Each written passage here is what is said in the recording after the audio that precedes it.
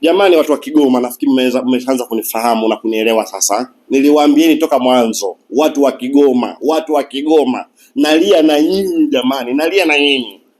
Niliwaambieni toka mwanzo ya kwamba hakikisheni mmechagua mbunge atakayewaletieni maendeleo. Wallahi sasa mnaanza kuyaona sasa. Kwa sababu leo mbunge wa Kigoma anachukua mpishi kutoka Dar es Salaam, anapeleka Kigoma akapike pilau watu wale. Ayo mamilioni aliyompa yule mpishi, ayo mamilioni angewapa wakina mama wajasiriamali wa hapo Kigoma, wakatengeneza kamati maalum, kamati ya maandalizi, akawapa pesa, fedha, akawapa pesa, andaeni maandalizi, pikeni vyakula, ni shilingi ngapi vinywaji, hizi hapa. Nataka watu wa Kigoma wale. Hata kama kesho mbunge ndo anakufa, lakini ameacha nini? Opportunity. Nini kwa Kiswahili inaitwa? Fursa. Hizo ndio fursa zenyewe. Sasa hii ndio fursa anazitoa, anazipeleka nje ya watu nje ya Kigoma. Eti anasema huyu alinisaidia sana, niligonga magari yake. Walikusaidia kushinda, waliopiga kura kukupigia kura wewe wakakufanya kwa mbunge? Watu waliokusanyika wakaenda kapanga foleni, wakaacha kazi zao, wakaacha watoto wao nyumbani wanalia, wanateseka, wengine hawajawakorogea watoto wao uji, wanaenda kupanga foleni kukupigia kura. Leo umewaona hawana maana. Umeona mpishi wa Dar es Salaam eti shishi amenisaidia sana, magari yake niliyagonga. Ndio maana nasema mbunge, chagueni mtu aliyosoma. Mtu ambaye hajasoma atawaletea shida na dhiki katika mkoa. Yaani mtu kabisa na akili zako, pua limevimba kama jipu, kama tako, alafu unasema eti alinisaidia. Wallahi ni bora ungevimba ubongo, ungeweza kukuongoza ukajua kwamba hizi ndio fursa ambazo watu wa Kigoma wanatakiwa wazipate. Hizo ndio fursa za watu wa Kigoma wanatakiwa wazipate. Hizo ndio fursa.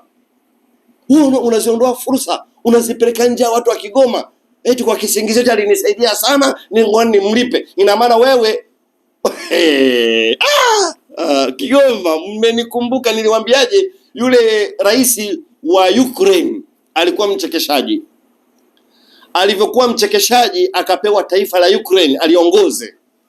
Mwisho wa siku leo yule rais wa Ukraine ameliweka lile taifa mikononi mwa Urusi, analipiga anavyotaka. Leo Kigoma, fursa ambazo mbunge atakiwa atafute fursa awape watu wa Kigoma, leo anawadanganyishia kwa madaftari ya shilingi 100. Yaani madaftari ya shilingi 100 ambao mimi naweza nikanunua hata kontena 2 nikazileta Kigoma. Madaftari kontena 2, na uwezo wa kununua kontena 2 za madaftari nikazileta Kigoma. Daftari za shilingi 100. Daftari za shilingi 100 ndio anawadanganyishia nyinyi. Leo yule mbunge akifa, je, mtakuwa mna faida gani? Lakini zile pesa alizompa mpishi, alisema kwamba amemsaidia, angewapa wakina mama wa Kigoma, wangebaki na masalio mengi ya kusema kweli huyu mbunge anatufaa.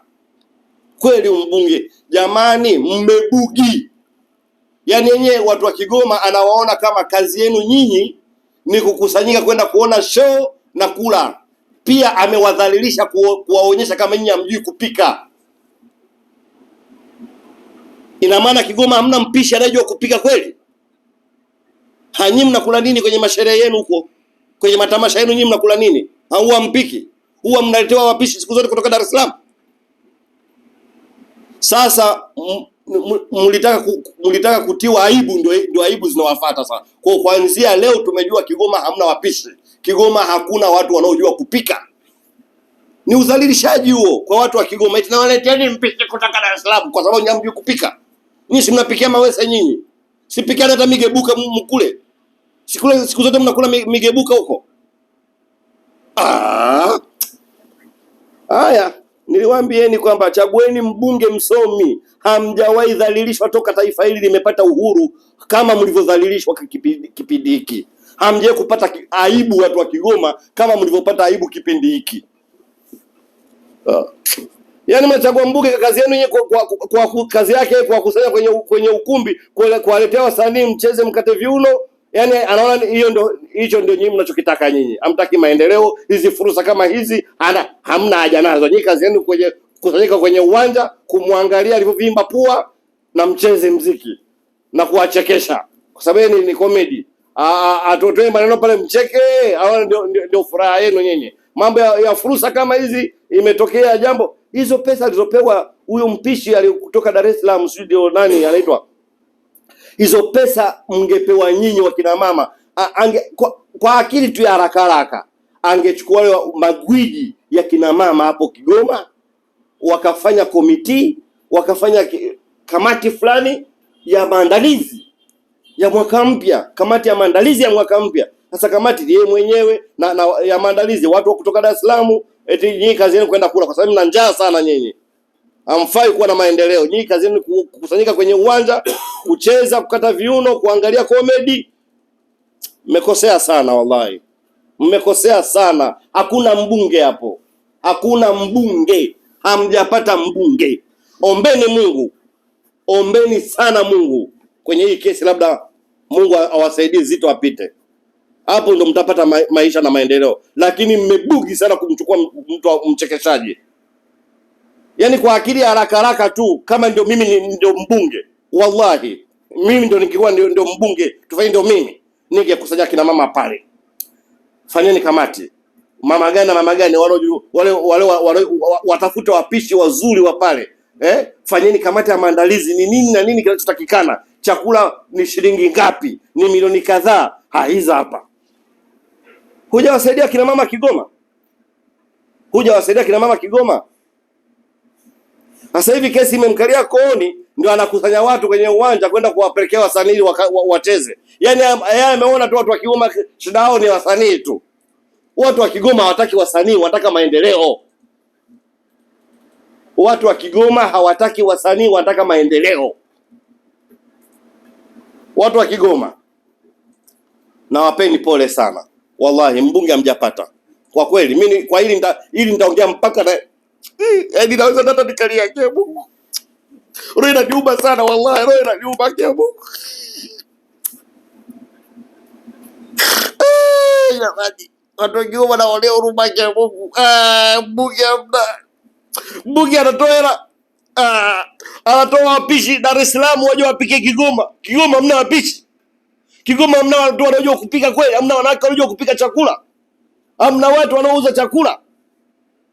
Hamna mama ntilie. Mungu, ni aibu. Ni aibu sana. Ni aibu. Aibu. Haki ya Mungu ingekuwa ni sehemu nyingine.